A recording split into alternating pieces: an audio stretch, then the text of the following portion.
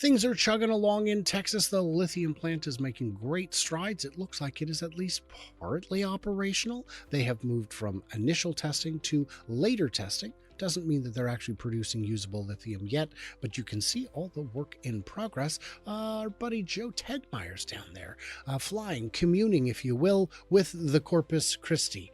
I think that's how communion works. I'm not super familiar, but we will find out when I'm joined today by Mark from the TSLA Life. We're going to take a look at some shots from the sky and see what we can see from there.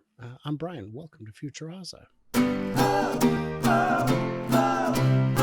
So Mark, we've got this footage here from Joe. There he is. I picked an unfortunate frame to pause. I do that sometimes. I guess I could have done that better. Oh yeah, we gotta get a better shot for that. But let's see here. We've got this is what it's looking like. This doesn't look like a plant that's under construction so much as a plant that's in operation. Yeah, it does look that way. And we will see here, this is a big kiln we've got that's been, they initially tested it months ago. And you can see the support and operations buildings are being completed now. This is a secondary separator. And if you want to learn all about the spodumene and the different chemical processes and the way it's all done, you can go to Joe's video and check that out. But there's a limit to the boredom I can tolerate, and I don't follow Pokemon, so I don't know what any of that stuff is. It is beyond my scope of understanding. Does it work? Great, done. Apparently it does work. Yeah, they designed it that way. And you can see there are still plenty of cranes around. It is still, these buildings are clearly as yet unfinished. Interesting that they've built it in a structural manner that's modular, and it's got an exoskeleton to a lot of it. Yeah. It looks like instead of making a building and then putting stuff inside of it, it looks like the building is part of it. Like yeah. It's like a glove. Got a little power station here. Cool little entry with catering. That's great. Not catering, but meat wagon. Food truck. Call it. Yes. They put in the new liner for the new retention pond because you don't necessarily want all that seeping out. Yeah. And you can see there's additional grading work going on around the facility. Yes. And there's going to be a rail line there too somewhere. Yes, that is going to be coming up right along the side of the property. I don't think it's in this shot. It might be behind us at that point. It might be along here, but I don't know which way I'm facing at the moment. So there's a lot going on there. But let's talk about lithium for a minute. That'll be the focus for the remainder of this video before we get into the follow-up Q&A from last week's Giga Semi video, because we didn't quite get to that the way we wanted to. You mean, of course, the iWest. The Giga iWest video, the Giga iWest facility in Reno, Nevada. In Sparks, Nevada, it's actually in neither one. It's in between them. It was fun. At one point, the editor had said, had asked AI to come up with a better title, and it said, "New factory in India, Sparks interest." I'm like, nope, got to take Sparks out of there. There's already a factory in a place called that, so it gets a little ambitious sometimes. But the lithium is a global commodity. The U.S. doesn't make much. There is only one. Oh, I guess that's phosphate I'm thinking of. I think there's one or two lithium mines in the U.S. There are more lithium mines in Canada. I want to say there's 6. And in Mexico, there are 0. So if we want to be supply chain independent, which is helpful, it eliminates some uncertainty. But this is something you would need. Is this lithium going to be cheaper? We don't really know. They apparently have some secret sauce that allows them to refine lithium in ways that are novel. New process. Yep. Yes. That are, and here I'm just going to say this on purpose to annoy the pedants, very unique. No, it's either unique or it isn't. Okay. By the way, language is how we use it. Very unique is allowable. It's crazy, but it is acceptable. You can look it up, but it doesn't matter. If you understand what I mean, then we're doing good. But I have some fun. How important is this facility? I think this facility is almost like a backup plan for Tesla. We've seen lithium jump up in price on the world market. The commodity has jumped up, it's come back down. But Tesla, of course, likes to have their own destiny in mind. And if they can build something and put a little of their own special sauce in it, be able to create something new or create processes that make more sense, make it more efficient, that's what they love to do and will continue to do. And I believe they're doing this with lithium as well. Well, this is the lithium, but the question is, if it is cheaper, if it is less energy intense, or whatever it may be, then wouldn't you just roll it out to either license it to other companies, or license it to your suppliers, or open up additional lithium refineries in other places? But just like they did with the 4680, Tesla has some special process that they're doing a dry anode, they're doing a dry electrode, and if they get that nailed down, they want others to follow that path in order to get more efficient, get cheaper batteries. And this is the same thing. They're getting more efficient, and you're right, they will share it or license it in order to get others along that same path to help them create more, faster, cheaper, and more efficient. All makes sense to me. My questions in the comments is, what do you want to know about the lithium plant? That will allow us to answer those questions next week, get you the actual information you're looking for. So, you know what time it is, Mark? Oh no. It is, of course, this time. Yeah. Crazy photo time. Yeah. Okay, Brian, are you ready? Are you ready? I'm just going to do this. Okay, I got to do the other eye. Here we go. Does that work? Are we doing it? Makes no sense. Makes no sense. But you guys, this is what we do. These are comments from the semi video, because that's just what we're doing. Just move past it. No tractor in front ruins the aerodynamics. You'd be pushing a brick down the road. Now, this is in response to, I said, well, just, put basically a go-kart under the front of the trailer and go that way. Would the aerodynamics be terrible if it did not have a front, aerodynamic shell on it? I think if they were going to do that, they would make the front of the trailer a little bit more aerodynamic, a little pointier. I think that's what would happen. You're right. If it was just a flat brick, I get that. But I think that if that was a future trend for automated transports, they would somehow modify the front of that van unit to be more aerodynamic. I think that would be a reasonable thing to do, especially if it's a shipping container.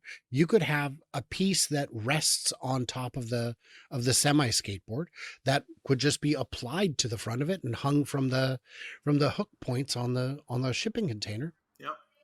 But look at the front of a city bus. Those are bricks. The real aerodynamic drag is, there's a lot of factors that go into it. It wouldn't be the most optimal, but if you're only going 55 instead of 75, it is not as big of a deal. So there are some solutions, but OBA is still largely correct. Do you think RoboVan for boring tunnels and surface roads could be produced in the semi factory? We've already answered that. Could. There are no plans. But would Tesla sell trailers or powered trailers? I think powered trailers, probably not. Well, certainly not to start.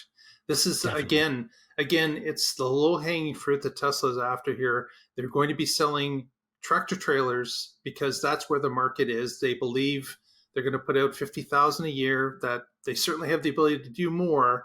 But of course, Tesla is going to be efficient at what they do, and over time they may ramp that up. But trailers are a different story. They don't involve a lot that, of course, the semi unit does require. A trailer is really a box on wheels. There's not a lot of technology that goes into a trailer besides some aerodynamics. So I don't think that's going to be anytime soon. I would agree with that. Trailers are a commodity. And if they're left sitting idle, like in a warehouse on wheels, you're just wasting tremendous value. It would be way down the road. And would Tesla sell trailers? I don't see why. I don't see Tesla being able to disrupt that space. Certainly not in the short to medium term. In the long term, anyone's guess. Uh, what do you think the cabs are made of? Fiberglass? Remember last week we saw them. They were black colored shells that looked like they could be carbon fiber or fiberglass. To me, they look like carbon fiber, but they could even be composite resin molded. Who knows? I don't have a guess on that. That's a Um, good question because, of course, the semi has been seen at many expos and such, and I don't recall anyone trying to figure out what it's actually made of. Is there some aluminum in the mix? I would suspect so, but yeah, that's a good question. it's a great question. I tried to research it, and what I found was a post on the Tesla Motor or Tesla Owner Motor Club. Anyway, the website, and it said that we don't know, but cabs for semis have already been made with carbon fiber, with fiberglass, with various metals, steel mostly. So it could be anything. The one we saw was not steel. And even if we'd looked at the prototype, that doesn't mean that's what's actually going to be mass produced. So I don't know. We don't know. A good question. If anyone has that answer, let us know. Did they drive a semi into the foundation? I'm feeling like there's a joke there. I'm too clever or not clever enough or not dirty enough to get. Um, Only cars named Spider are edible. We did discuss eating Of cars last course, week. of And of course. course, that absolutely makes sense. We do get a lot of Spider comments, which are really helpful. So, by all means, keep those coming. Do you think if they drive autonomously with no driver in the middle of the night or early morning, they could get earlier approval? And how much money could a company save? How much money could a company save? Well, the wages. Start with the wages, Yeah, but the additional answer is time is money, and if you can keep your truck in motion all day, it's like hiring two people. It's like having a driving team. So you could you can get if the truck is driving itself, you could get freight across the country by ground in 2 days. yeah. It's not like a cannonball record. It can just be done. So how much money would you save? A lot, A a lot lot. is right. Yeah. And I don't think restricting the hours would make approval go any easier. I don't see a path for that. I could see that some state governments may say that it's easier to test these vehicles at night on the road, Hmm. although some may argue that the optics aren't as good at night and maybe they want them during the day. So Hmm. I think this could go either way. I think you're right. Uh, is semi using aluminum frames? Don't know. Don't know. I'd be. I don't know. This I don't know what that is, so I'm not clicking on it. But is Superman on the spectrum? Get it? Because we're talking about the spectrum of his eyes, Uh-huh. of his X-ray and infrared vision, Yeah. which leads to other questions about things that might be on the spectrum. And I think I replied with a zinger. He might be on 3 of them. Who am I to judge? Is Elon going to cook the books next earnings report or show the demise of Tesla? Oh, Wow. Mark. Peter, what are you doing? What are you doing to us? Yeah, yeah. Um, yeah, that's whew. I'd have to say that to the people who say I delete all the negative comments, I'm answering negative comments, and that one is a humdinger. I took my time, gave a thoughtful, poignant response. Ever see a comment with more errors than words? What a time to be alive. Oh, you're going to give yourself your own thumbs up on Oh that one yeah, I for should. sure. I Absolutely. should. That's definitely doing quality work. Low being a type of quality. You guys, you made it. You made it through. Hey, do me a favor. Head over to Mark's channel. See what the Tesla life is up to. They cover more than just Tesla. They cover. I mean, all kind, every bit of electric news there is. You cover other chargers. You cover other EVs. You cover all kinds of stationary energy storage. You cover a whole bunch. Whatever's in the news, you chat about it. I A guess a boot it, boat. huh? A boat. A A, boot it, huh? no, Okay. it's a boat. I'm sorry, I forgot. I'm just trying to learn the language in case because I'm planning to visit Vancouver in the fall, and I need to be able to speak the language. That's right. So Don't want to it's stick out like a sore thumb. no, no. I mean, I do, but for different reasons. Uh, you guys, I'm going to be at the Chattanooga Charge at the end of March. Are you going to be there? Join me. If you go to my channel, on my page, you'll find a video with all of my upcoming appearances through September. Wow, math. Wow.